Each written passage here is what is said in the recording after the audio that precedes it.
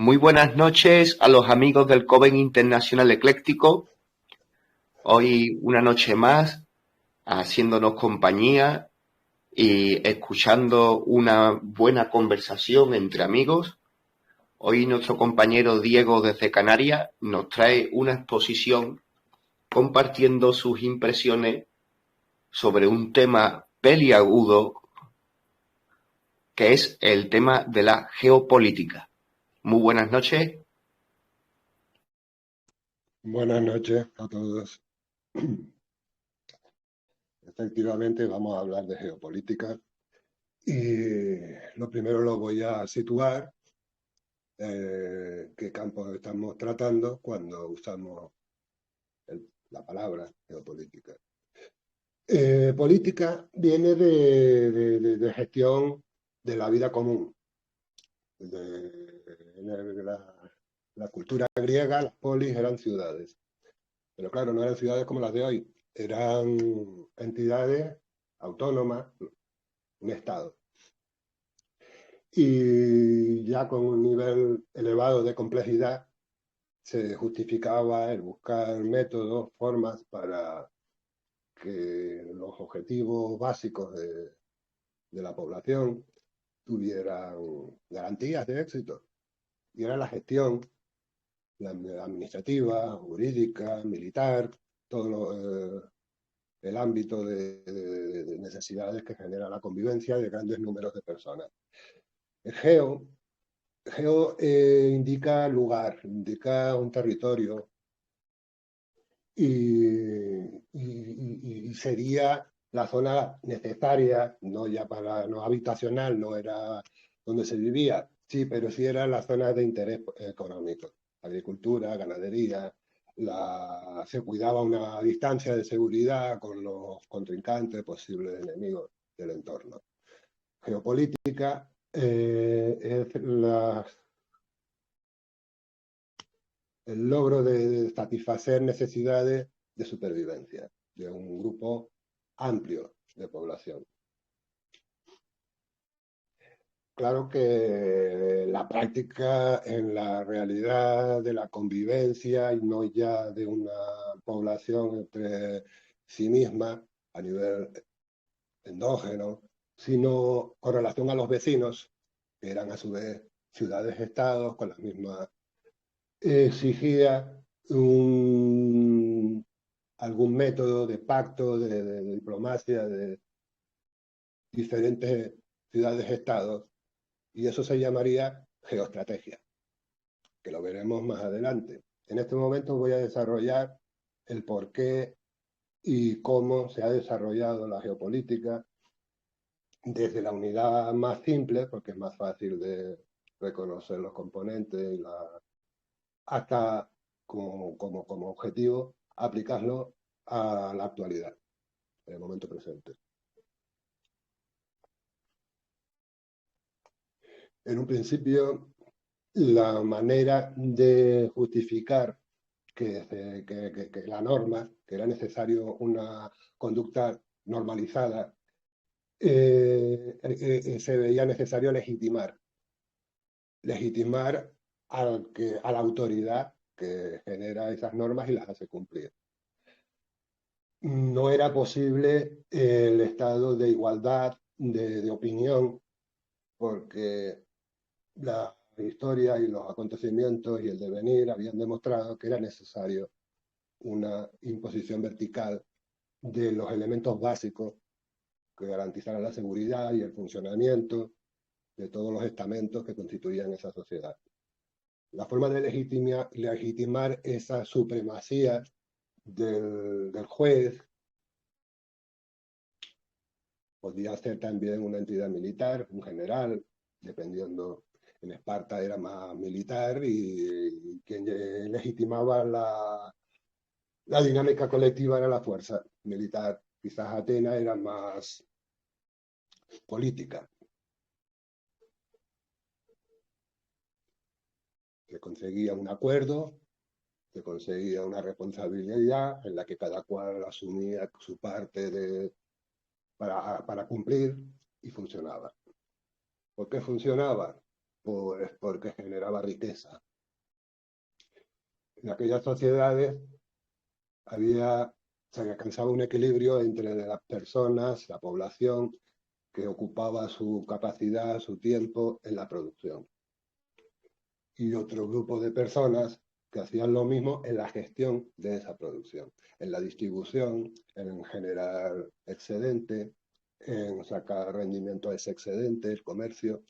Entonces tenemos esos dos componentes en simbiosis, que acordaban, por descubrir que era mutuamente beneficioso, acordaban vivir en ese tipo de condición.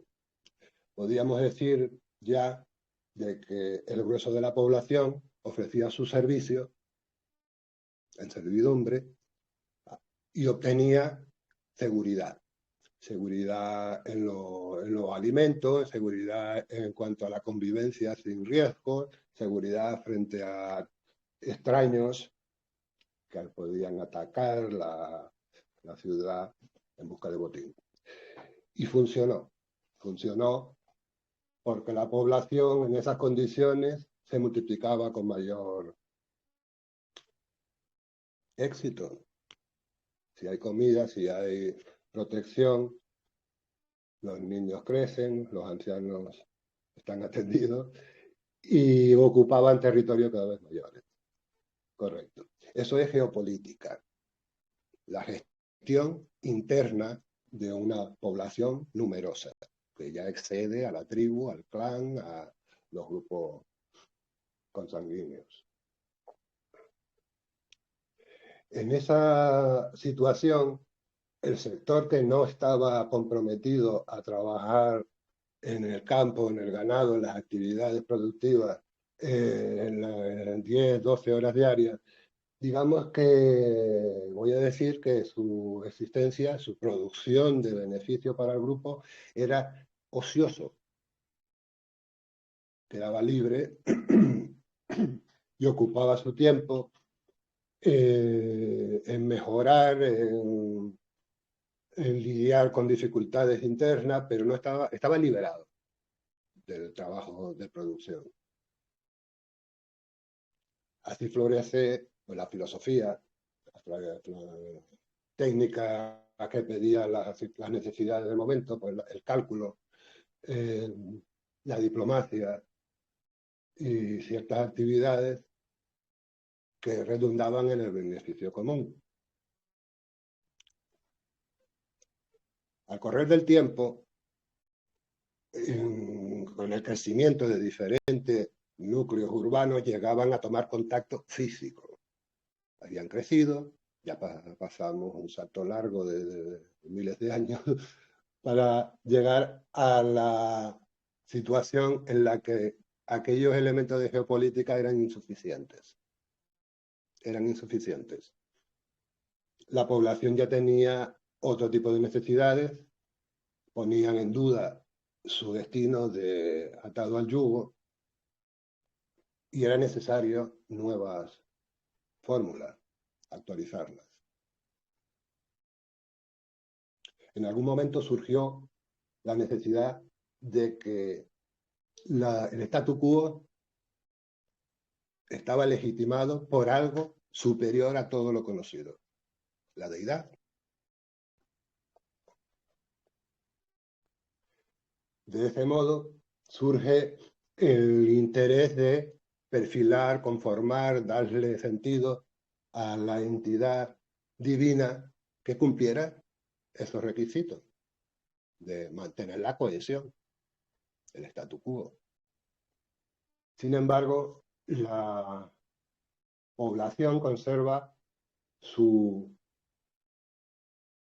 iniciativa anímica, su creencia particular, que probablemente no coincidía con esa entidad que las circunstancias aconsejaron fabricar, voy a decir, para dejar clara la intención.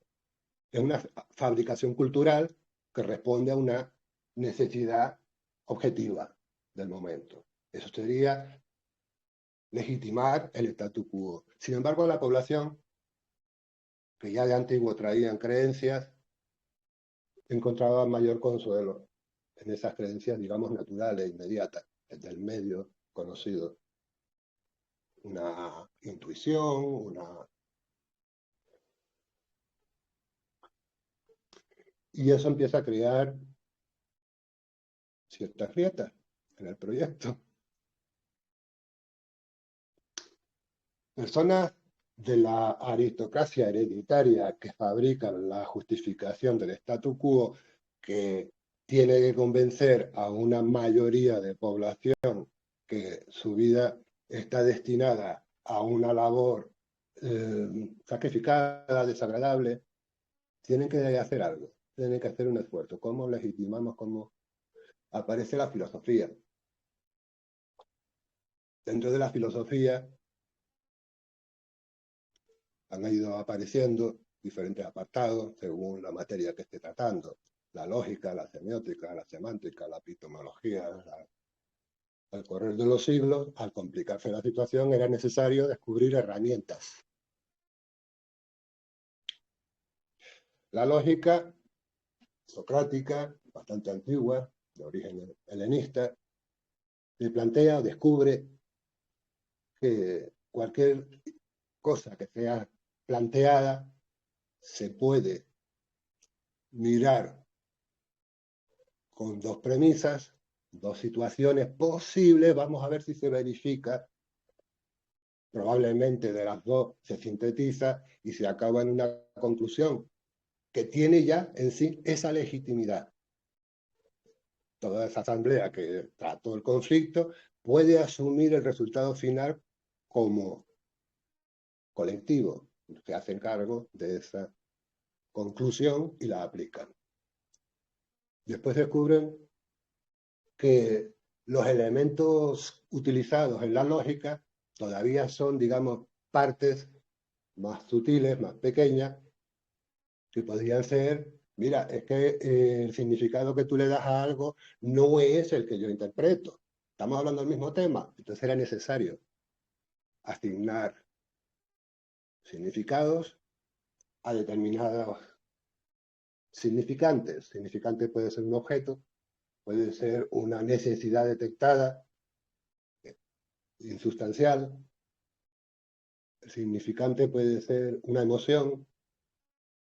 Era necesario que el lenguaje permitiera que toda la asamblea, todas las personas, toda la población manejaran los mismos significados. Eso era fundamental. Y se le asignaba un símbolo, en principio, antes de la escritura. Por ejemplo, las diferentes ocupaciones sociales, artesanos, ganaderos, comerciantes, militares, sacerdotes, podrían asumir símbolos, signos, y era visible para todos. Todos sabían quién era quién y a qué se ocupaba. Pero, aún así, se da la situación de que la sabiduría puede quedar neutralizada por la ignorancia, convirtiendo el conocimiento en mera opinión. Seguía habiendo problemas. Aquello de que ante una situación alguien emite su juicio, otro alguien encuentra fallas o puede objetarlo, y el primero decía, pero lo que tú me estás contestando es tu opinión, yo tengo mi propia opinión, y las equipara en estado de igualdad. Está bien, sí, igualdad social, la libertad, sin embargo no es operativo, porque no hay modo, o se disipa el que era ejecutable, que estaba legitimado a hacerse, a realizarse. Por tanto, la opinión no era suficiente.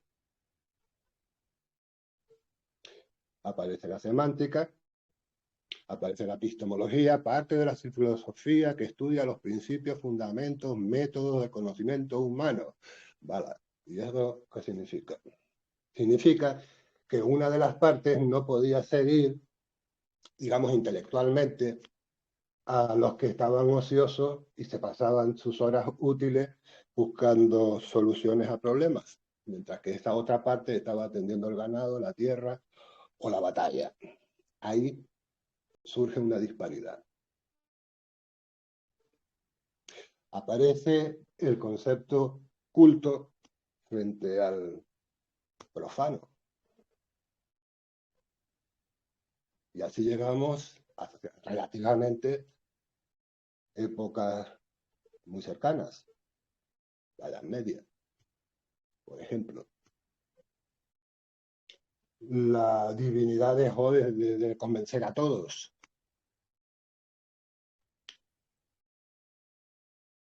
La milicia creía que podía resolver esos conflictos con la espada. Ya había un segmento, un sector de población que tenía comprometido en negocios, en contratos y a futuro. Cuando salga la cosecha, hacemos un trueque. No podía o se ponía nervioso si había inestabilidad con la interpretación de esos contratos, de esas leyes, de esos.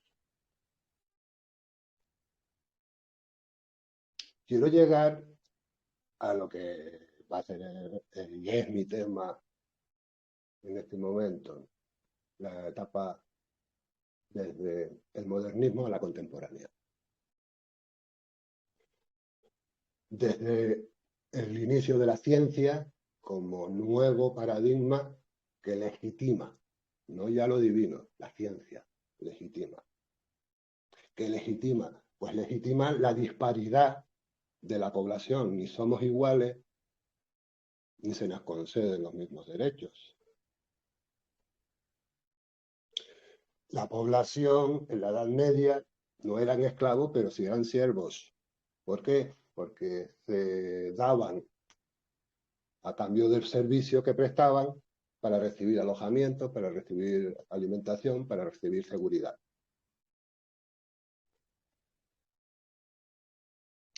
En la Edad Media,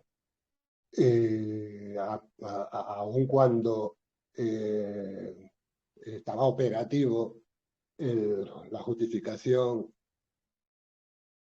divina, en nuestro entorno cultural estaba el Islam, estaba el cristianismo, y aún había ciertos restos de culto previos en el Mediterráneo Oriental, en fin, diferentes zonas. Y no satisfacían. La ciencia, el siglo de las luces, la razón, siglo XVII, deja de lado la primacía papal e inicia su propia exploración, sus propios negocios, sus propias conquistas. Y en el siglo X, 1603, principio del XVII, se opera la magia de crear una empresa privada ofreciendo participación accionarial a la aristocracia y a cualquiera que tuviera dinero. O sea, no al servicio, no al 80% de la población. Generan un símil del Estado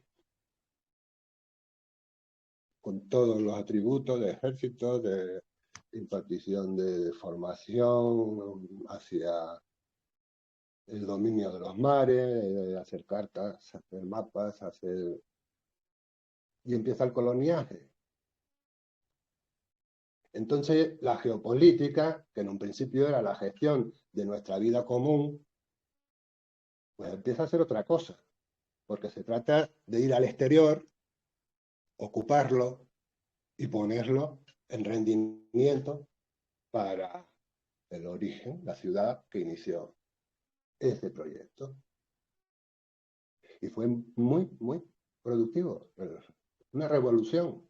Se enriquecieron más que los jerarcas previos que estaban al frente de la nación, Estado.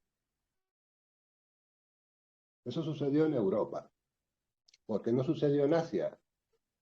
Porque Asia, una vez conseguido el objetivo, se contentaban. Conseguían la convivencia en armonía y el resto era pensar, orar, vivían el destino que le había tocado. En Europa empezaron a pensar que lo rentable, lo razonable, era apropiarte de una herencia. Cuando llegaron a América, vivieron que aquello había estado allí por Dios para ser ocupado, para ser puesto en producción, explotado en términos económicos. Y lo mismo África y lo mismo Asia. Nos colocamos rápidamente en el siglo XVIII. Quiero partir de 1889.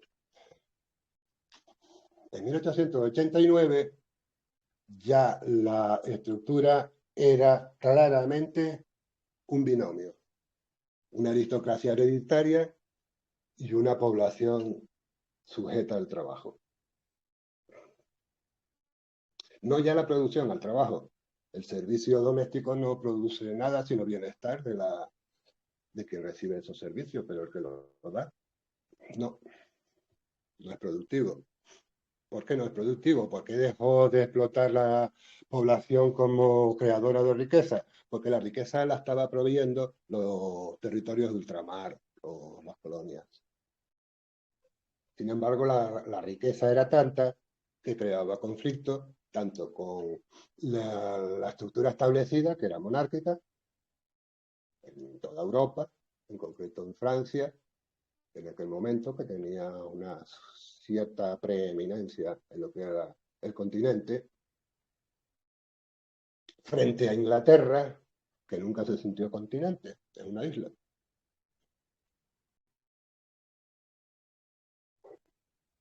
Ahí se crea una reforma. Previamente se habían creado, solo que tengo que tomar una como referente. La reforma es quitarle la población a la monarquía. El servicio de la población no debe ir dirigido a la monarquía porque se la podemos disputar. Lo intentaron, tuvieron éxito y ahora esa fuerza de trabajo queda para la élite comercial, que ni siquiera económica, comercial. Al resultar vencida, las clases aristocráticas de herencia, digamos, de sangre azul, monárquica, no desaparecen y se dedican a otra cosa. Trasladan sus riquezas monetizadas, porque su riqueza era territorial, su riqueza era, la convierten en capital y la invierten en las empresas accionarias que se habían inventado. A partir de ese momento, el dinero es un activo. No importa territorio, no importa el inmovilizado, si son... No, no importa. ¿Qué ocurre con la población en este nuevo estatus? Después de la Revolución Francesa, la oligarquía ya no es la aristocracia tradicional, son empresarios. Y la riqueza del empresario no son latifundios, ni siquiera dinero, finanzas. Se inventan conceptos abstractos a futuros, la deuda, y a la población hay que legitimarle esta situación de alguna forma. Y es la libertad, la igualdad y la fraternidad. Son promesas de ciudadanía, de formar parte, de que puede enriquecerse si te esfuerzas, si tienes capacidad, si cumple las normas. Me imagino que el porcentaje de población base que se haya enriquecido formando parte de la coyuntura oligárquica sería muy baja. Sin embargo, funcionó. Al mismo tiempo, habría que mencionar lo que en América llaman la Revolución Americana, que son la intervención de Washington, George Washington, ampliando la unión de las 13 colonias que se convirtieron en república cuando se independizaron y luego aspiraron a dominar todo el territorio posible. No se trataba de llegar a la otra costa, no, no, no. Todo lo posible, lo que permitiera la capacidad de esfuerzo. En cierto modo lo consiguieron con el ferrocarril, con la fiebre del hierro. El ferrocarril, allá donde avanzar hacia el oeste, iba creando ramificaciones y creando poblaciones y desplazando población a los nuevos territorios. Vale. ¿A dónde quiero llegar? Quiero llegar a cómo, qué componente, qué elementos hicieron posible y hoy en día hacen posible que la población crea en el proyecto de una entidad que no está en el seno de la población. Quiero llegar a cómo una élite de poder consigue modelar la voluntad y la conducta de una población en aumento, que hoy en día es estratosférico. Se ha puesto de moda hablar del 1% que es capaz de gestionar la vida de un 99%, cuando el 100% son cientos de millones de personas. Que casi nadie le sorprende. A mí me llamó la atención. ¿Cómo es posible que hoy en día funcione el esquema actual, extremadamente complejo, donde constantemente está la tensión, hay esfuerzo por descohesionar la estructura global? Pues porque de ese esfuerzo obtiene su oportunidad de beneficio, de enriquecerse.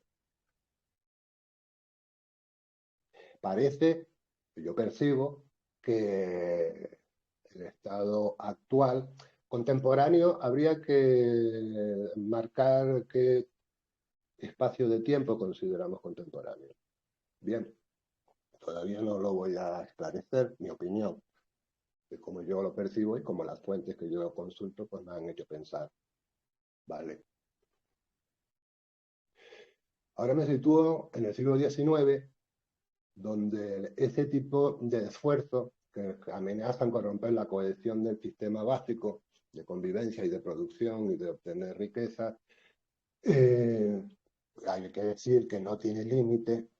La obtención de riqueza se supone que es ilimitada en este contexto cultural y esta manera de idealizar la realidad, de ver, de interpretar de forma cotidiana el día a día. No hay límite para el enriquecimiento, no lo hay. De hecho, el diseño del sistema ha de estar en continuo crecimiento. Bien.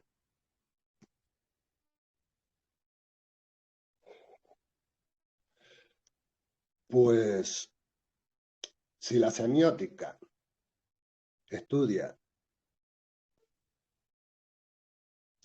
el proceso desde el signo hasta el significado, estando en medio el significante. El significante es el objeto natural que está ahí, es per se, es la piedra, es el árbol, el mar. El signo actualmente es el lexema, el fonema, el grafema, es la escritura, es el audio por el que yo articulo sílabas y ese sería el signo. oral, escrito, visual, y es una complejidad impresionante en este momento. Y el significado es el que se le asigna. ¿Y quién lo asigna? El poder, el grupo de poder. El grupo de poder actualiza los significados sobre la marcha y según la conveniencia del más fuerte, digamos, del más afianzado. Eso sería semiótica. Bien, la intervención de los procesos intelectuales en este momento ya es una actividad industrial. La inteligencia entendida como el logro de los conocimientos necesarios para aplicar y obtener un resultado deseado. Eso es inteligencia, no es otra cosa. Todavía en el ejército se emplea las diferentes secciones que componen las fuerzas de defensa, está la inteligencia. Sería el espía, sería el que tiene que localizar objetivos y transmitirlos y luego pues serán logrados. Inteligencia a nivel individual es la resolución de conflictos teniendo de antemano el objetivo que estás buscando. Hace la combinación necesaria de ideas, de comportamientos, de actitudes, de recursos materiales para el logro de un objetivo. Eso es inteligencia. Pero, ¿vale? Si sospechas que ese proceso está intervenido porque te cambian las etiquetas, la etiqueta es la misma, pero la borra y escriben otro significado. Lo tomarás en conciencia de otro modo, no con la inteligencia, sino con la inferencia. Inferencia lo define el diccionario como tener una conclusión factual. Factual es hecho, una conclusión constatable en hechos a partir de circunstancias generales o particulares, axiomas, los axiomas. Los axiomas son cosas que no tienen sentido discutir porque son evidentes. Si tú coleccionas evidencias, puedes hacer o alcanzar una conclusión sobre un asunto que estás tratando, por inferencia.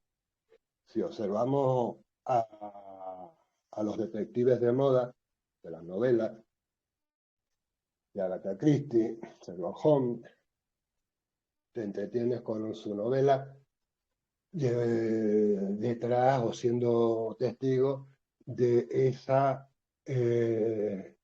búsqueda por inferencia según los indicios.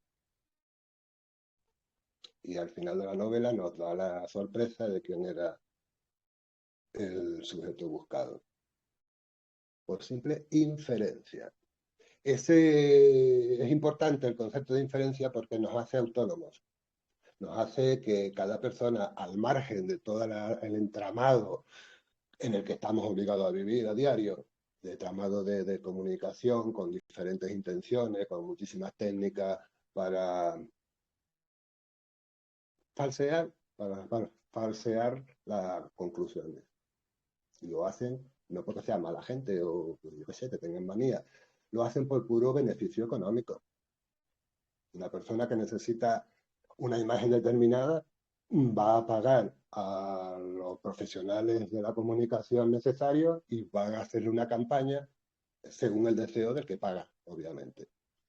Entonces, si una persona, un ciudadano común, tiene interés en un tema determinado, después de, por supuesto, de utilizar los medios a su alcance, si aún tuviera dudas, conseguirá acercarse a su sensación de verdad a través de la inferencia. Bien, ¿qué sería entonces el procedimiento? Pues es la línea directa con el más remoto pasado, cuando las personas conservaban su fidelidad a una idea que consideraban superior, que no es que legitimaran el colectivo, pero sí legitimaban su propia ética personal. Y todos tenemos ejemplos de, voy a decir con las comillas muy en negrita, religiones paganas que sobreviven en paralelo y quizá como subterfugio underground a las diferentes etapas evolutivas que podemos o que nos enseñan los libros de una historia académica. Sí, pero es que al mismo tiempo existe y llega a la actualidad conocimientos, datos, mecanismos de reflexión, de resolución en paralelo. Esto es importante si en el momento actual, cuando llegue a describir en qué momento estamos ahora, el que tenga este tipo de recurso paralelo, de inteligencia, como método para conseguir conocimientos, datos, como las piedras blancas de pulgarcitos, que las juegas, necesitas esos referentes. La persona que tenga esa necesidad sabe que el camino está ahí, que existe. Voy a hablar de qué elementos utiliza la industria de la comunicación, la industria de la educación, la industria editorial, para lograr sus objetivos, que es asegurar el mecanismo que le provee de beneficios. Bien, y a lo mejor es el momento para valorar, para hacer un juicio de ese procedimiento. El logro de objetivos materiales a toda costa, eliminando, como dije antes, los nombres de las etiquetas, pero conservando la etiqueta, porque si no, no funciona el truco. Cambio los significados. Se lo asigno a un significante, pero lo llamo de otra forma. Quizá el eufemismo trabaje de ese modo. Consigo, como digo, aspirar a riqueza, a obtención de recursos materiales, rayando lo que no es ético, con un exceso de razón, de razonamiento, pero en detrimento de la emoción, del afecto. Eso genera disonancia cognitiva. Sí, el poderoso que es capaz de movilizar recursos coercitivos para lograr una meta de negocio, también tiene disonancia cognitiva. Disonancia cognitiva es cuando tú quieres considerarte una persona honesta y contra toda duda has actuado de otra forma, punible incluso. Eso genera disonancia. Y es cognitiva porque está en el terreno del conocimiento. Tú tienes que modificar, sería como una ecuación, tú tienes que modificar uno de los dos miembros. A menudo las personas que tienen un incentivo de una envergadura tan grande que le resulta difícil renunciar a él, va a decir eso, es que robar es honesto. Por eso soy honesto. Y claro, es difícil de sostener. Ah, espérate, que yo lo arreglo. Consigo que la persona que decide lo que es legal y lo que no es legal, la persona que hizo una carrera política en democracia sería así, ¿no? Y está en disposición de cambiar la orientación de una ley, si yo lo incentivo económicamente. Digamos, Diego, que una persona que tuviera convicción de su fe, que le diera una moral fuerte frente al error y la equivocación punible, intentaría corregir su conducta, primando así lo que son sus creencias. Por Pero supuesto. muchas veces el que tiene la prioridad de querer seguir robando y querer seguir robando y querer seguir robando, ese lo que va a hacer es degradar su moral, digamos, ¿no? Y y construir una nueva que se le acople más a él, ¿no? Y perdona que haga un parón, porque me había propuesto el no cortar tu exposición, porque considero que es un tema elaborado, que es complejo, pero a la misma vez que me lo había propuesto, escucharte atentamente, me encanta tanto la historia que muchas veces quería ir como saltar intentando ir a momentos de la historia, porque en tu primera parte de tu exposición parece que he estado viajando a la época del conflicto entre Atenas y Esparta. Y ahora mismo que te escuchaba de cómo se va modificando los significantes, pero están ahí los significados, ¿no? El cómo se cambió, por ejemplo, de esclavo a siervo, ese es significante, pero en realidad significa lo mismo, ¿no? Que es digamos que es la persona que estáis sosteniendo con su carga de trabajo, ¿no? Y yo lo que digo que sí es verdad de que a lo largo de la historia pues se van viendo cambios, descubrimientos, se avanza en inteligencia, en, en avances militares, culturales, en accesos a la cultura. Pero recuerdo la ciudad de Washington con un monolito gigante en medio de la ciudad, y de aquella ciudad me traje de recuerdo un dólar. Y en el dólar vemos una pirámide, el ojo que todo lo ve, en Dios confiamos.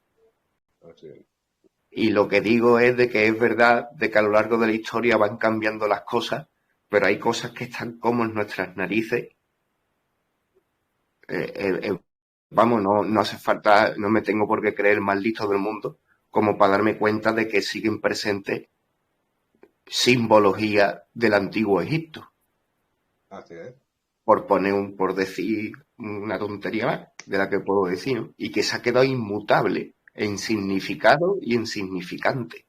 Sí. Y te vuelvo a dar la palabra, porque sé que además hay mucha tela que cortar, pero también me encantaría que volviéramos a darle un repaso por la historia en algún otro momento.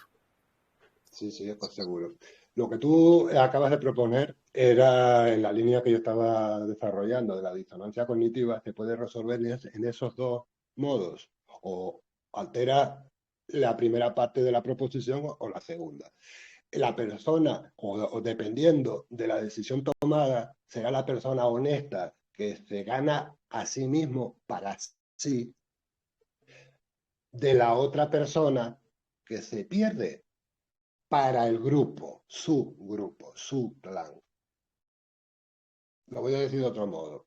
La persona que tiene capacidad económica, financiera para ofrecer incentivos de esos que no puedes rechazar y consigue legislar a su favor, se puede legislar el robo, cualquier aberración, se puede normalizar y legalizarla. Y la persona que se mantiene torpe, ya creo que para todos los tiempos quedará en ese estado, asume que ahora es honrado, ya puede robar. ¿Por qué? Porque la disonancia cognitiva que le provoca yo soy bueno, honesto y hago delitos, no se puede sostener. Legalizo el delito. Ah, vale. Hay que ser memo. Vale, pues esos son los memos que prosperan. Luego está la otra persona, que es la que acaba de describir Manuel, en la que se retrotrae. Es más importante conservar su propio destino, su alma.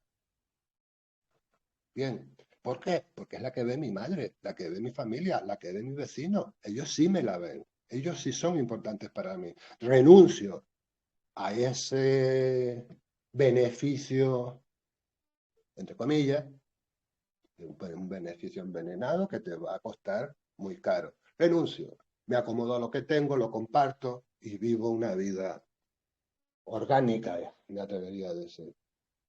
Me encanta ahora, creo que tendríamos que retomar el concepto orgánico frente al transhumanismo, que parece que está llegando por acá. Habrá personas que no serán orgánicas. Bien, la que se conserva, la que decide en esta horquilla tan que te puede poner el destino a muchas personas, van a decidir el resto de sus conceptos. Y yo me voy a atrever a proponer, yo creo que estoy convencido, pero soy yo el que está convencido, de que el elemento que resuelve esa horquilla, si te vas a ir hacia un lado u otro, en cuanto percibes disonancia cognitiva, es el alma, es esa herencia histórica de la que antes hice mención, de que existe una línea paralela, pero que por conveniencia queda subterránea, se vive hacia adentro, aunque socialmente acepto, porque no queda otra, toda la normativa colectiva que se haya diseñado, que probablemente sea útil, necesaria para solventar dificultades cada vez más sofisticadas. Pero conservo mi creencia, conservo mi fidelidad a lo que viviste en casa, a lo que se te enseñó en privado. Y esa es la que va a distinguir un grupo humano de otro. ¿Por qué? Porque el que decide, digamos, venderse por beneficio no es solamente el promotor de la venta, es cualquiera, hasta el último funcionario, hasta el último, cualquiera que sea la ocupación de una persona que es requerido. Mira, vas a alterar tu criterio porque te lo dice el jefe y si cede, también va a perder parte de su propia, no sé, convicción. ¿Por qué? Porque lo hizo, al ceder le genera una nueva disonancia cognitiva. He cedido, ya no soy tan honrado. No, sí, va, si no lo hago yo, lo hace otro, al final hay que ser espabilado y tal, y no sé qué. Vale, pues así se van Se podría decir, autosolucionando. se podría decir que le vende un poco su alma al diablo. Sí, exactamente, sí, sí, así es. ¿Y quién es el diablo? El diablo es, el diablo es cuando se dejó de legitimar con cualquiera que sea el esquema de divinidad para legitimar con el materialismo, con el nihilismo, que sería el equivalente intangible del materialismo, es el nihilismo, el culto a la nada. No hay nada. ¿Y quién lo dice? Yo, pues tú ya eres algo. No caen en esa contradicción. Nada no puede ser tan absoluto. Por cierto, que cuando dos bandos entran en liza, se legitiman con el opuesto del otro. Dicho rápido, mi Dios es el demonio del oponente y viceversa. Vale, eso lo complica un poquito más, pero lo dejo ahí solamente para, no, para poder continuar. Bien, me gustaría entrar en qué vehículos se materializa este fenómeno y muchísimo más que no voy a mencionar de momento. Lo que interesa es la conducta. Y la conducta la gobierna la voluntad de la persona. No hay conductas inconscientes. No, eso sería la actitud. La actitud sí puede estar, fácil verlo en niños y ancianos que tienen actitud por ideas, incluso por funcionamiento mecánico, vale. Pero la conducta es deliberada, siempre, siempre, siempre. ¿Que una conducta genera disonancia cognitiva? Sí, pero ya se resuelven. La disonancia cognitiva alterando una de las dos proposiciones en lisa. La conducta de una persona no es útil para el esquema de dominio, para el oligarca, la aristocracia, el sector ocioso de la sociedad. Cuando digo ocioso es porque no trabaja. no trabaja con las manos, ojo, no trabaja. Vale, hay matices, cierto, pero yo te digo grosso modo. El que no trabaja vive ocioso. ¿Eso es posible? Sí. ¿Por qué? Porque está dueña de la plusvalía que genera el que trabaja. Así de sencillo. Y defiende ese privilegio. Si me permite añadir una cosa, digo, Sí, ese personaje ocioso que lo podemos representar, como hemos dicho antes, como un 1% que domina el 99%, ¿no? sí, Y vemos que ese porcentaje, al igual que hemos comentado antes, es el mismo porcentaje que podría haber en la sociedad ateniense, por ejemplo, que hoy día en la macrosociedad esta del nuevo orden mundial, ¿no? Sigue sí. siendo, sigue Podría siendo. decirse que sí. Sí. Pues Sí, yo también lo que quiero hacer recordar es de que esos aristócratas, que eran los únicos que representaban la democracia ateniense, eran los únicos que podían entrar dentro de la asamblea, también recuerdo que lideraban la batalla. la Y que batalla me hasta dice la guerra a la, contra otros pueblos. ahí va, también ellos, o sea, de que se sabían el truco para que bien funcionara el tema. Controlaban el escudo y la espada. Hasta el Sí, propio Sócrates fue soldado. Y, por ejemplo, antes que hemos viajado desde esa zona a la Edad Media, pues recuerdo que en la Edad Media los campesinos de España, el que se montaran a un caballo sí. encima, en algunas épocas, de la Baja Edad Media, que se montaran a un caballo o que un campesino lo vieran con una espada, eso era un crimen.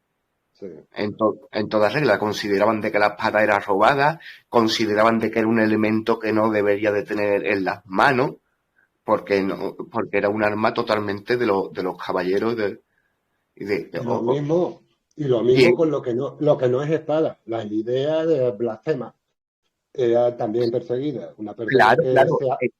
ese 1% empuña la religión, empuña la riqueza monetaria, la economía y empuña el militarismo.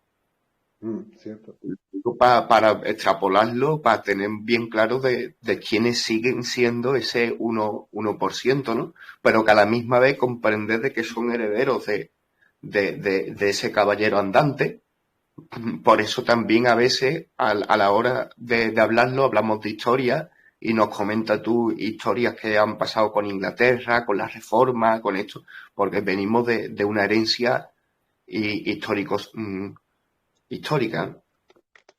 Es que no existen demasiadas alternativas. Yo creo que en la idea de que hay un dispositivo que se repite constantemente, cambia de ropaje porque se tiene que adaptar, perdón, se tiene que adaptar a las circunstancias y básicamente la circunstancia, una de las razones es la demográfica, cada vez hay más, hubo siempre en todos los periodos históricos, con el correr del tiempo aumenta la población y eso generaba dificultades. ¿Por qué? Porque la aristocracia no crece con la misma velocidad, ¿comprendes? Se volvía cada vez más complejo mantener la cohesión del dominado atado al yugo del trabajo. Bien, ahora quería entrar en lo que, la transferencia de ese conocimiento, transferencia cognitiva, diría.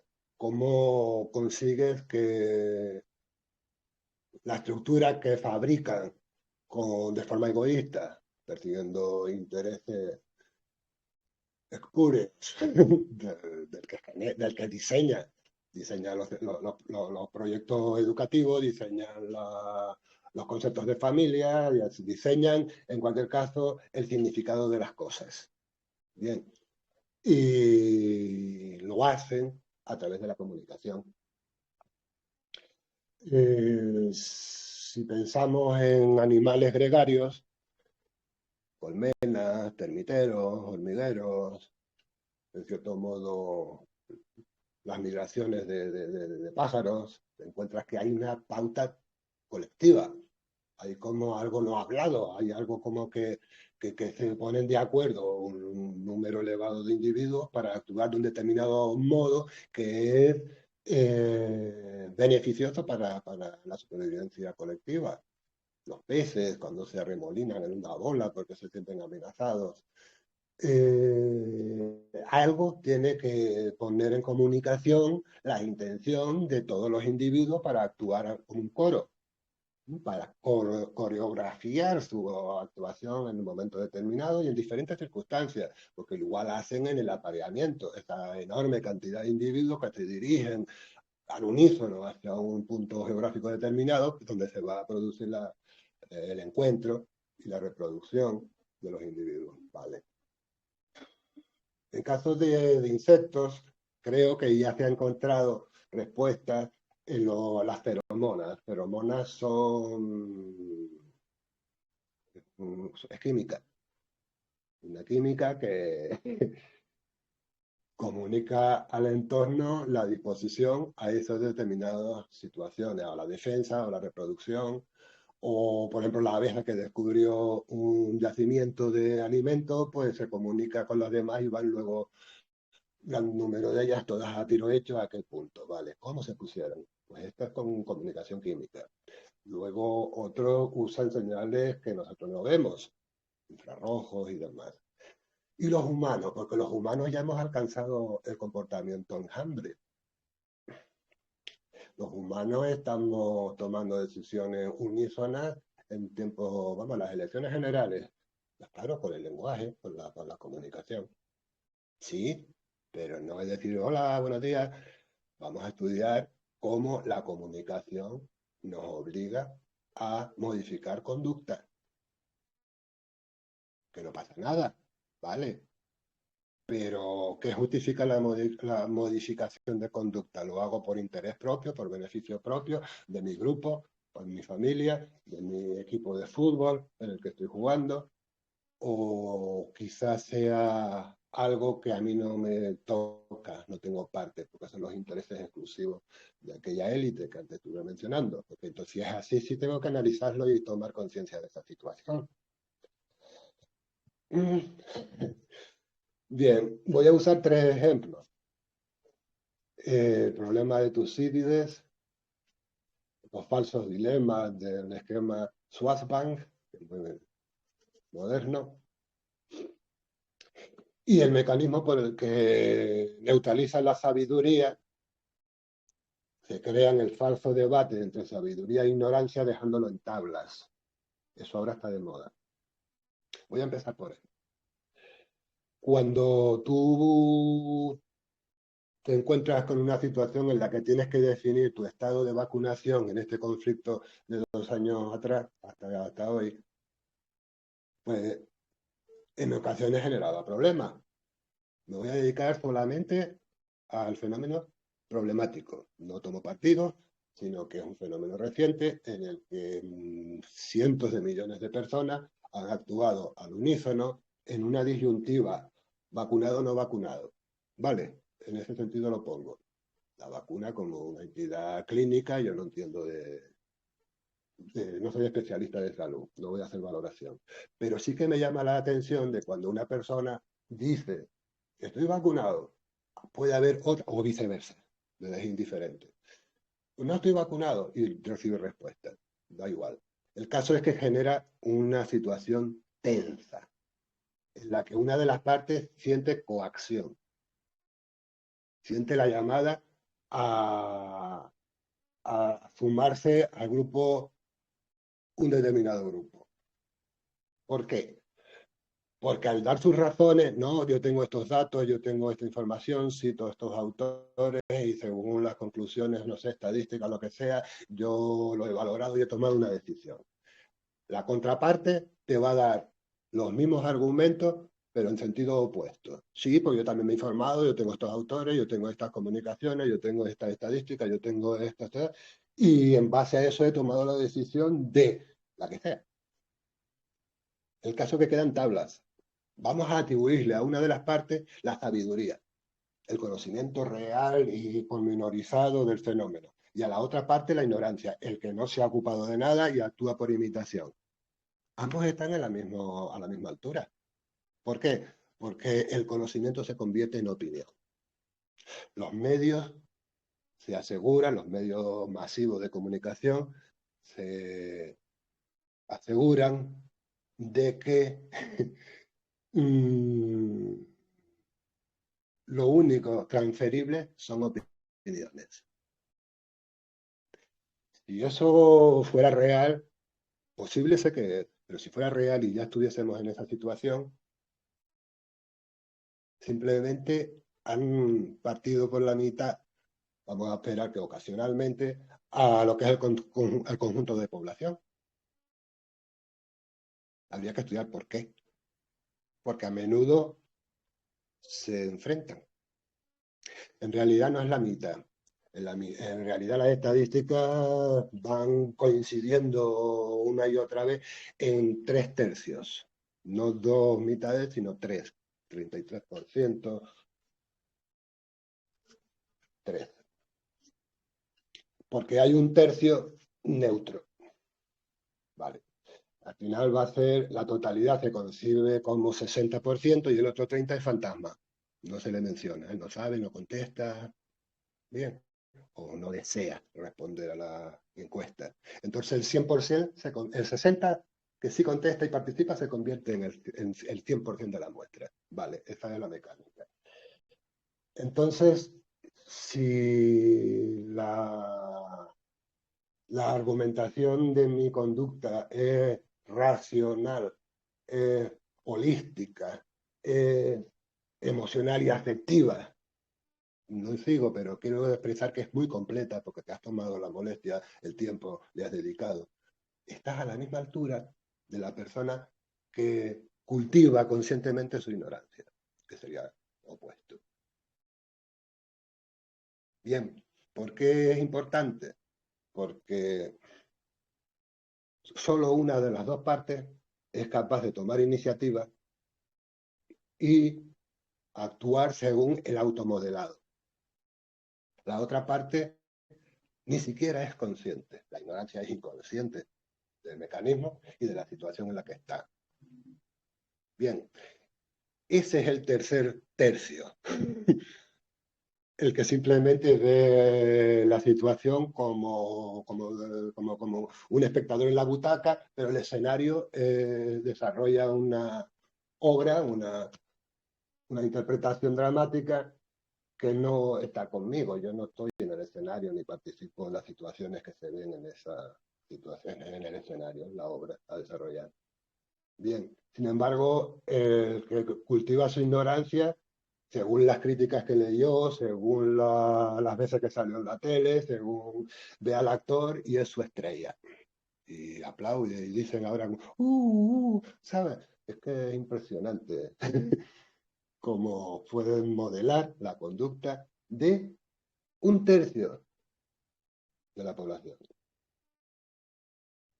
que puede ser la víctima con las consecuencias de permanecer en ignorancia.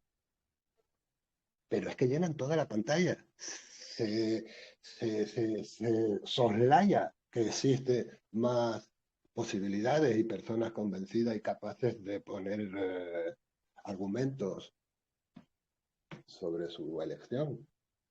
Vale, eso sería una derrota a través de los medios, a través de la comunicación.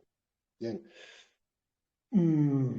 Hablaba de la conducta enjambre. La conducta enjambre sería la del tercio ignorancia. Actúa en respuesta inmediata al estímulo que ve en lo que considera modelo de veracidad.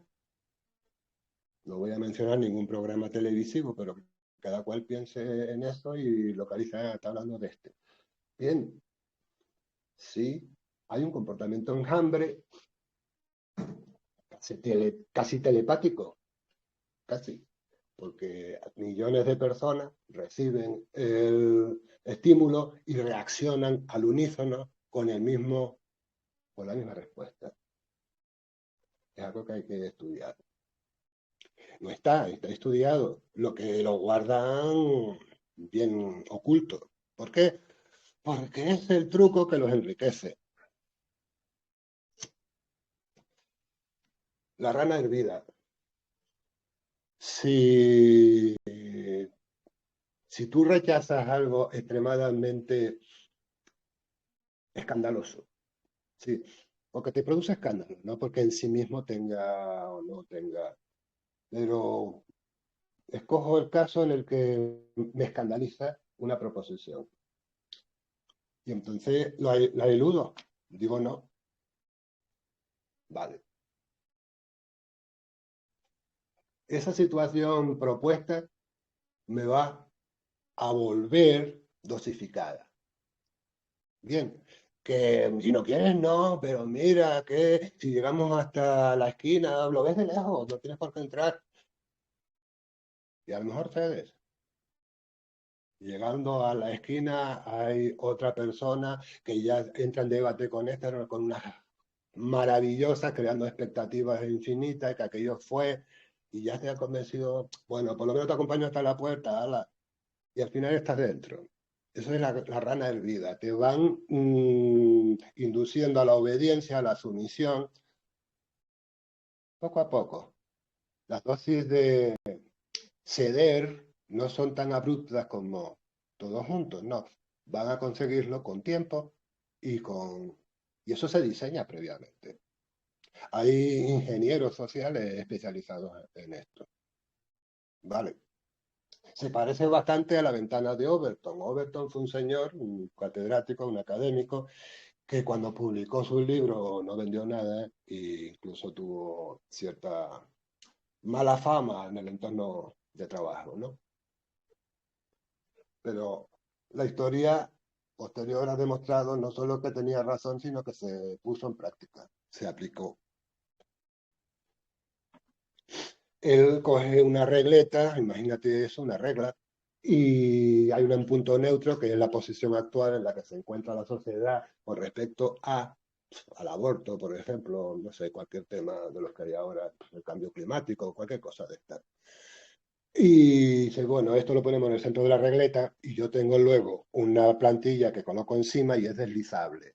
La puedo llevar desde este punto neutro que es aceptado, obviamente, ¿no? Se ha hecho estadísticas, se ha hecho encuestas y este es el punto de partida. Pero quiero llegar a este extremo, que es aceptar mayoritariamente, que vuelvo a decir que un tercio ya es mayoría, porque el otro tercio permanece inactivo en su cabaña, en el monte, en su propio proyecto personal, en su propia familia, en fin, no entra en lisa.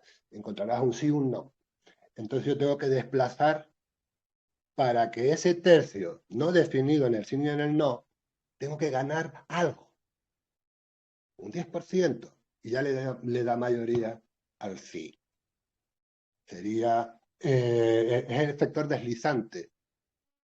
Hay un núcleo que es innegociable, pero se le puede rascar a los que no lo tienen tan claro, o por si me das algo a cambio me lo vuelvo a plantear, en fin. Así funciona la ventana de Overton. Y se aplica continuamente en la publicidad de bienes de consumo, pero también en el terreno ideológico, y también en el terreno del culto religioso, y también cosa que parecía inapelable, la intromisión en asuntos familiares, en asuntos personales, y lleva decenios aplicándose. De hecho, hay algo que no he mencionado y es significativo, el tema de cómo el cuerpo social tiene su unidad de tiempo temporal, que es la generación, que es el elemento que nació ayer y va, si yo aplico determinado método, va a ser educado de tal manera, va a ver determinada programación televisiva, va a disfrutar de determinados juguetes, ese niño joven será adulto y me va a responder según el esquema que se puso en práctica en el sistema educativo. Eso está bastante avanzado. ¿Qué ocurre? Que esa generación emergente desplaza a la precedente, porque se le adiestra así, para crear el efecto de caducidad. Bien, los veteranos quedan caducos, pero eso es disparado con la cuestión digital. La tecnología aplicada a la comunicación y a la formación ha creado una situación insana. Vale. ¿A través de qué medios se llegaron a estas conclusiones? El Instituto Tavistock, Stanford, la Escuela de Frankfurt, Bauhaus y más, y más. Son elementos aplicados a la cultura. Son elementos de exploración, como hacer minería sobre qué se puede esperar si se aplica este tipo de tal, estos modelos de cual. Realmente la conducta de la mayoría, de la masa, incluso se habla de masa social, va a darme unos indicadores estadísticos rentables. Sí, va a haber quien no. Eso no importa. Yo quiero los positivos, los que van a encajar en el proyecto de lo que sea. Y se está haciendo, bueno, ya se está aplicando, se empezó a hacer, o estas historias ya empezaron a dar resultados. Ya se lo dejaré para otra charla, ¿vale?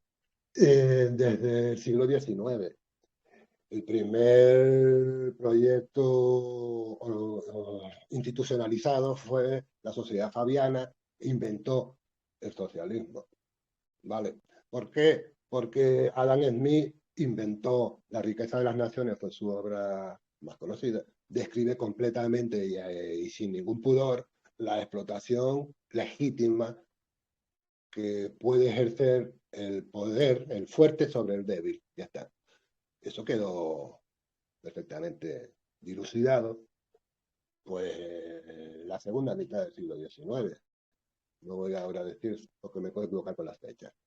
Lo dejo para otra charla, la proyectado así. El caso es que crearon pues, a Karl Marx, a Trotsky, y quiero llegar a Antonio, no se me fue el nombre, se me volverá. Un italiano maravilloso que escribió Los cuadernos desde la cárcel. Antonio Gramsci. Gramsci, correcto, correcto. Gracias, Manuel. Gramsci. Gramsci dio la espalda a todo el sistema revolucionario anterior, se dio cuenta de que Lenin era un agente pagado para crear dificultades en el imperio zarista, que ya estaba bastante intuyendo la presencia de Hitler en la misma situación para enfrentar a Stalin. Este hombre dice, mira, aquí no vamos sino a repetir siempre el mismo cuento, porque sí, podemos desarrollar métodos para cambio de régimen, pero ¿qué hacemos con el régimen nuevo? Casi siempre imitar al anterior. Dice, no, vamos a usar la cultura para que las personas sean diferentes en una o dos generaciones. Y esa fue la aplicación que nos trajo a donde estamos. Antonio Gramsci no tiene mucha prensa. A mí se me olvidó el apellido, fíjate. Pero sin embargo su trabajo es el que dio en la diana.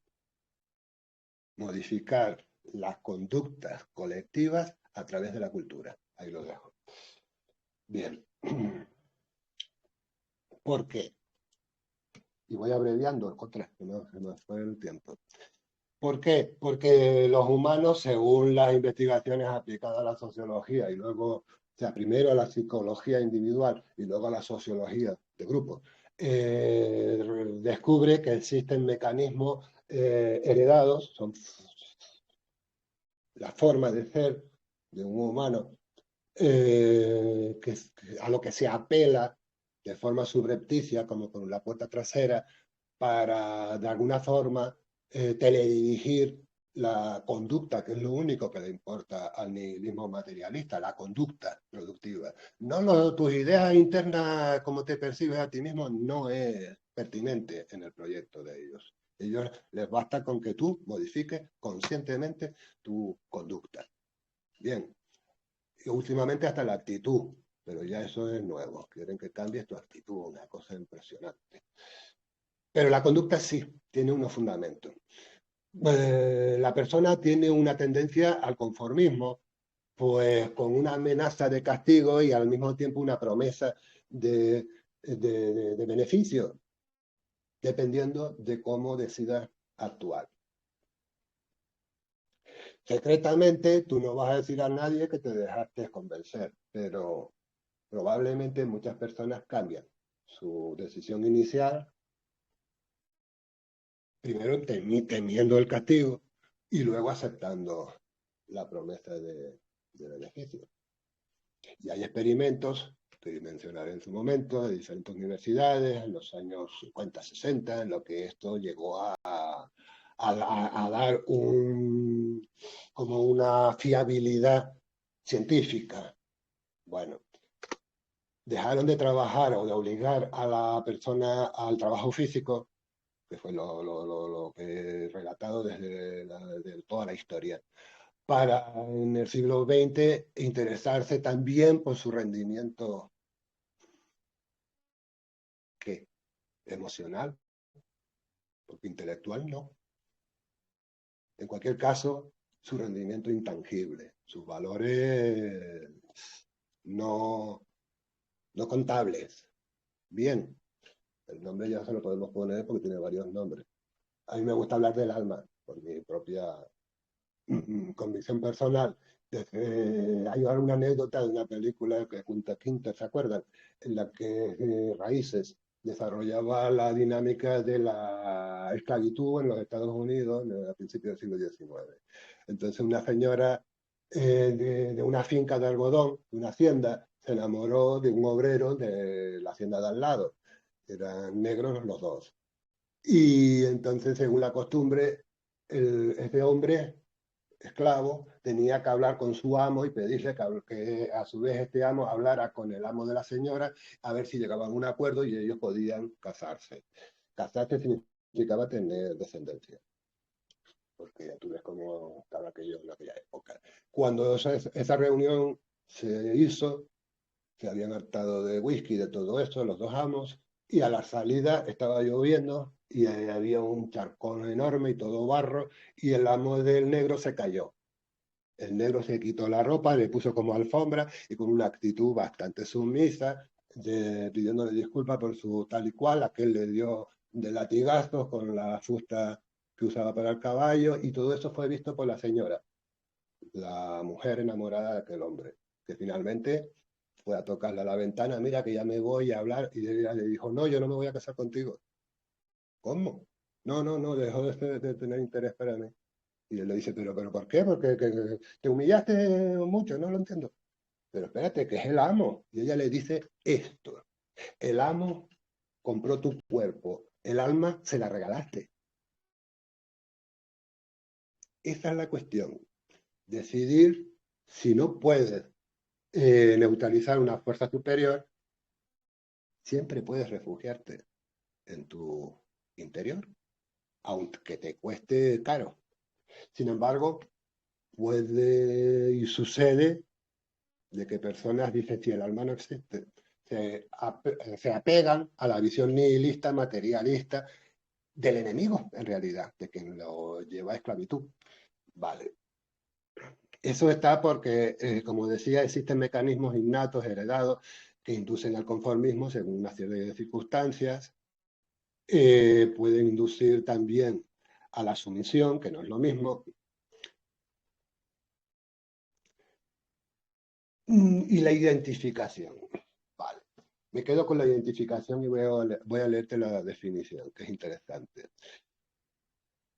Esta es una respuesta a la influencia social provocada por el deseo de un individuo que tiene de parecerse a quien le influye. ¿Vale? Es importante porque no necesariamente es un amo colérico, no. Es parecerse a la persona que le resulta modelo a seguir. Bien, la influencia social provocada por el deseo que un individuo tiene de parecerse a quien le influye. Vale, podía ser una variante de Estocolmo, ¿no? Del síndrome de Estocolmo. Pero es que el cine, la televisión, juega constantemente con creando modelos, ¿eh? Que sean atractivos. Y no por vender más discos, sino por crear la identificación, que es una forma de entregarte. Bien, no se parece a la sumisión, pero sí al conformismo. El autor dice que estos son tipos de conformismo: la sumisión, la identificación y la internalización. La internalización de un valor, de una creencia, es la respuesta más permanente y de más profundas raíces a la influencia social. La identificación permanece. La identificación con un modelo atractivo puede funcionar brevemente, en cualquier caso es temporal. Bien. La internalización, ya tú desciendes la influencia recibida como cosecha propia. Bien, vale. Sigue. El móvil para internalizar una creencia específica es el deseo de estar en lo cierto. Por lo mismo, la recompensa de esa fe es intrínseca. Si la persona que proporciona la influencia parece fidedigna y de buen juicio, aceptamos la creencia por la cual aboga y la integramos en nuestro propio sistema de valores. Una vez que forma parte de nuestro sistema, se independiza de su fuente y se convierte en algo muy resistente al cambio. Creo que esta es la piedra filosofal que persigue una élite con los mecanismos de comunicación, de educación, de formación de nuevo ciudadana, vamos, desde la infancia, no estoy hablando de la escuela. No tiene parangón con ningún momento pasado. Bien, porque el individuo se llega a creer que los mecanismos, los argumentos, la conducta es la suya propia. Y claro, ¿qué identifica entonces la internalización como una forma de conformismo? Porque ves a muchas personas haciendo lo mismo al mismo tiempo. No es normal.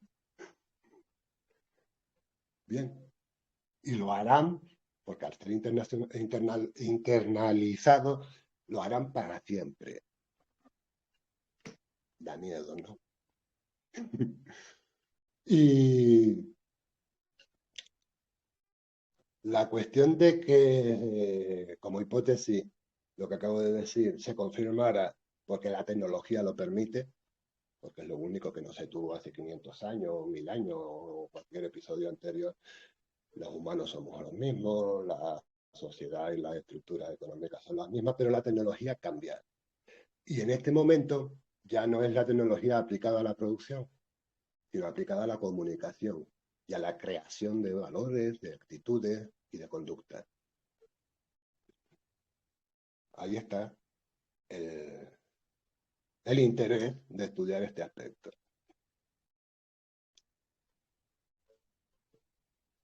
Entramos entonces en el campo de voy abreviando, de la propaganda y la persuasión.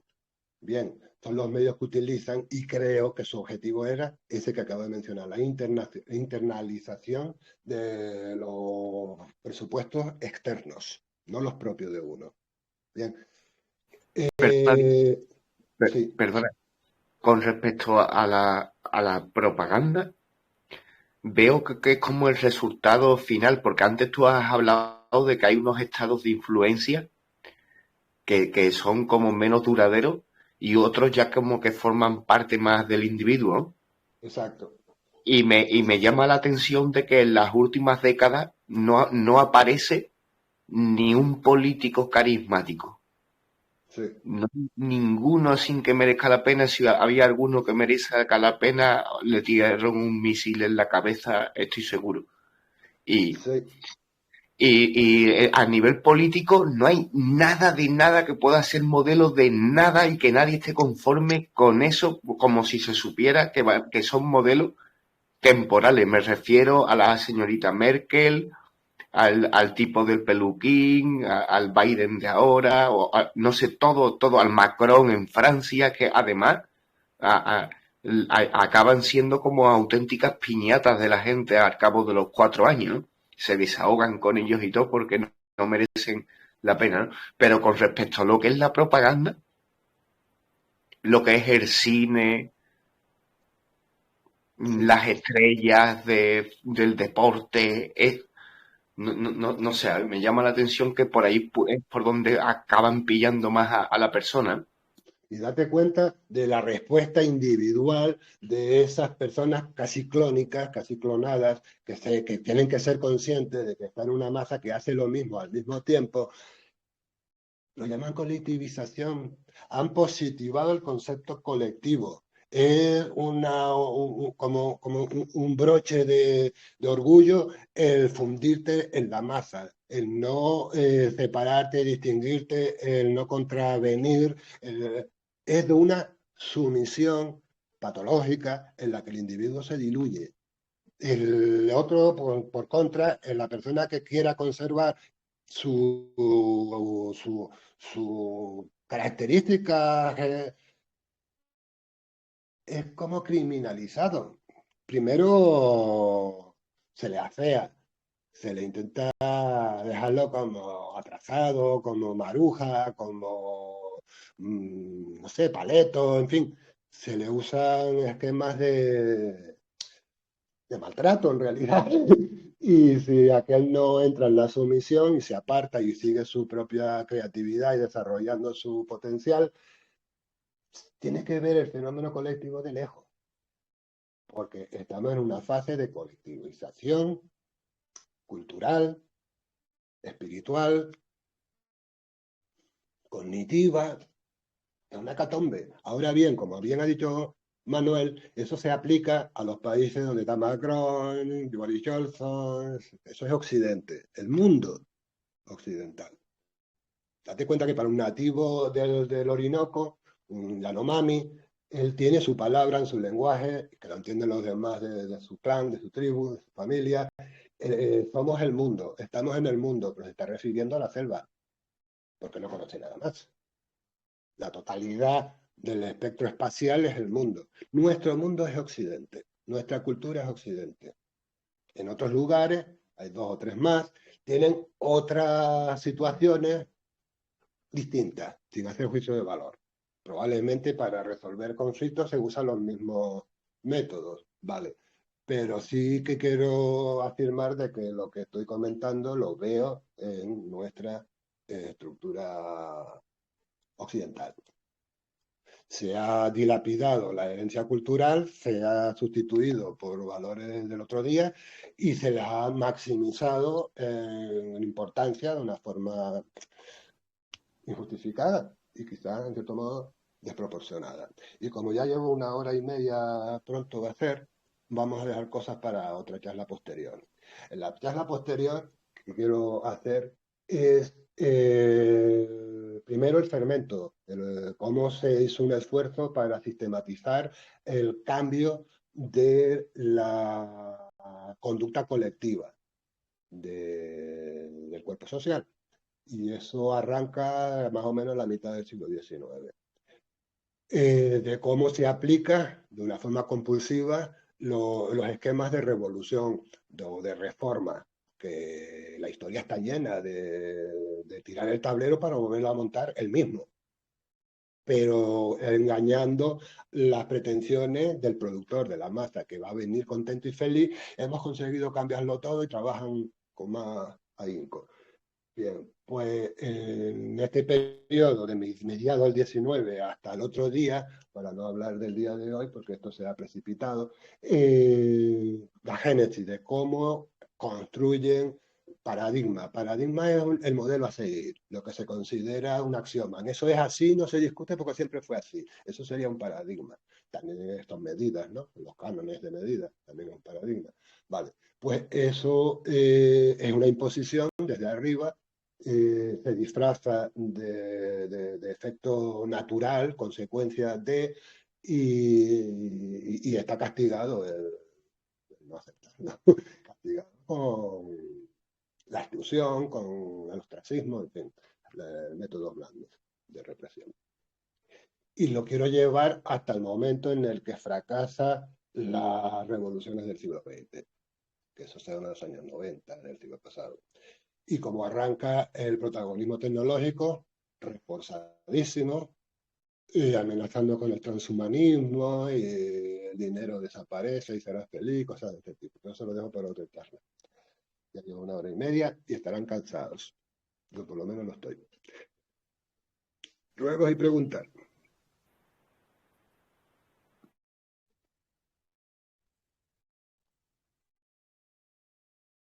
¿Aló? Sí, pues, pensando porque sí que tenía por ahí unas cosas, a ver si las puedo rescatar entre las ideas y si alguien quiere también preguntar algo más. Vale. Y Hola, madre mía, es que has dicho un montón de cosas, un montón de información y a mí también me iban viniendo ideas. Primero, y Manuel me entenderá cuando hablamos del siglo XVIII, la Edad Media y tal, a mí es que me viene a la cabeza lo de los payos y los veres. Eso por un lado, y luego has hablado de muchos conceptos ya que, porque es que a estas horas de la noche esto parecía cuando uno estudia, que tiene un montón de libros y sigue, son muchos conceptos. Hablabas del significado, que lo asigna al grupo de poder y luego al final de todo has hablado del paradigma. Y es que es un poco eso, ahora es un momento en el que hay un cambio, hay un incipiente cambio de paradigma en el cual las nuevas ideas, que normalmente, como dices, van a por ellas y las destruyes, son muy persistentes. Es gente joven que lo tiene muy claro y bueno, son guerreros de la luz. Es un cambio de paradigma, vamos, total. Pero bueno, apunta, está bien.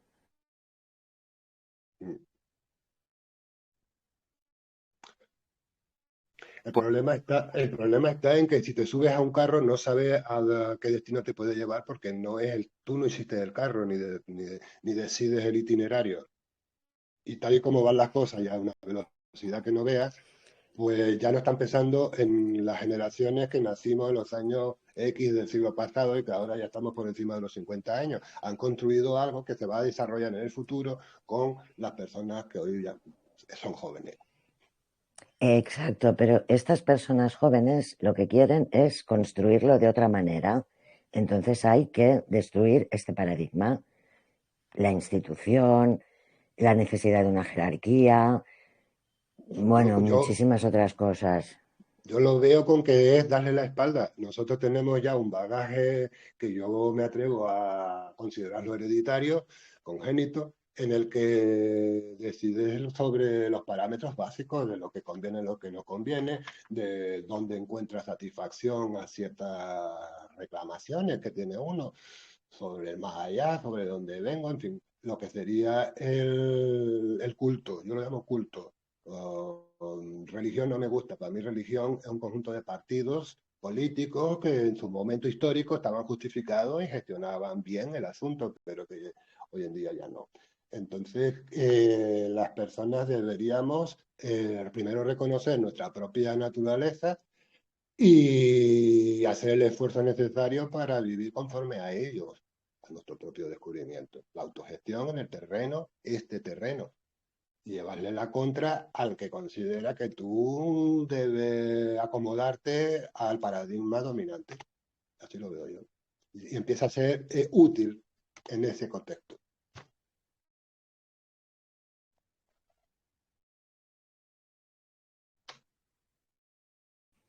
Bueno, solo una cosa, ¿eh? Y me callo, porque yo lo que creo es que el cambio de paradigma va mucho por lo que dices, la cultura, lo que nos enseñaron, lo que es lo básico. En, de donde venimos, lo que es desarrollo, crecimiento personal y espiritual estaba totalmente capado. Mataban a las brujas, mataban a cualquiera que no siguiera el camino preestablecido. Exacto. Y el cambio de paradigma pasa por esto. Hoy en día hay gente que defiende con palabras, con actos, con hechos desde todos los campos de conocimiento que las cosas no tienen por qué ser así, que pueden ser de otra manera y que el crecimiento personal y espiritual, que espiritual es lo invisible, es lo más importante, lo primero, y que si eso se interioriza, todo cambiará. No es esto es casi metafísica, ¿eh? Estoy un poco Y espesa ya. Eso estamos, es lo que estamos en ese, creo. estamos en ese terreno, en ese campo, sí, de la metafísica. Date tu cuenta que si buscas hacia adentro te individualizas y como que te separas de una corriente que a lo mejor te estorba y encuentras un camino nuevo que depende totalmente de ti. Y al decir nuevo, entre comillas, porque estoy convencido de que es universal, desde siempre estuvo ahí. Todas las generaciones anteriores tuvieron a mano ese recurso. Esta es mi tesis. Y nosotros que somos en el terreno de la investigación, según la experiencia Wicca, que nos hace un poco atrevidos para poner en tela de juicio pues, muchísimas cosas, sin rubor, porque el pensamiento es libre. Y de tanto ir algo queda, ¿sabes? De tanto a ver si pues mucho será, pues va a ser que no, mira. Y sin embargo, más a menudo de lo que creemos, sí se confirman que cosas que quedaron debajo de una cortina son las que funcionan precisamente para los intereses propios de uno. La ocultación se hizo deliberadamente para favorecer los intereses de otros. Esa es la cuestión.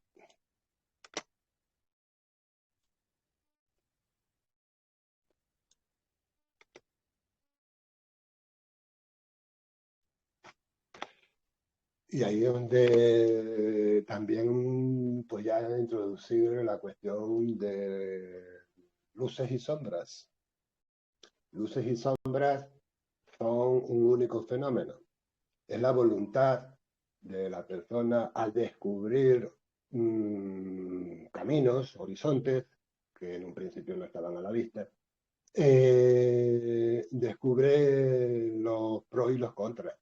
Las pros son las luces y las contras son lo que te frena, lo que te puede dar miedo, te puede dar inseguridad. Y si perseveras, o bien te la pega, aprende y por ahí no vuelves, o bien descubres cosas muy interesantes, educación y hechos de crecimiento comprobable, constatable, que se siente, que son reales, lo incorporas a la existencia, a la vida. Eso es la cuestión. ¿Por qué la comento? Porque tenemos justificado, tenemos la tendencia, aquello a que lo que me produce desazón lo evito para alargar mi sensación de satisfacción. Aquello del buen rollito, de las buenas vibraciones, de la resonancia positiva, está justificado, obviamente. Ahora bien, como adulto, yo personalmente, y eso puede ser distinto en cualquier otra persona, mmm, yo estoy dispuesto